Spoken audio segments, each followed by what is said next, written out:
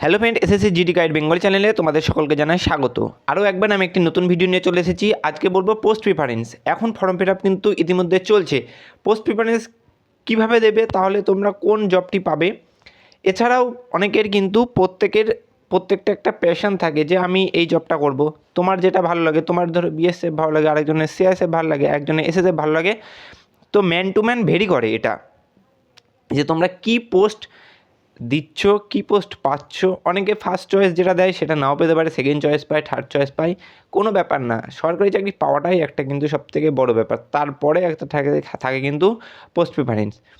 তো আমার মতে যদি দাও, প্রথমে দেবে এসএসএফ দেবে, তারপরে সিআইএসএফ দেবে, তারপরে এসএসবি দেবে, তারপরে আসাম রাইফেলস দেবে, তারপর সিআরপিএফ এবং অ্যাট লাস্ট বিএসএফ, এবং সবার লাস্টে এনআইএ।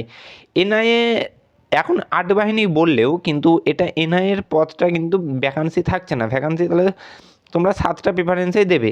ফর্ম ফিল আপের সময় দেখতে পারবে তোমরা ABCDEFH, জিটা নেই, এনআইএটার কিন্তু কোনো ভ্যাকান্সি নেই বলে থাকে না।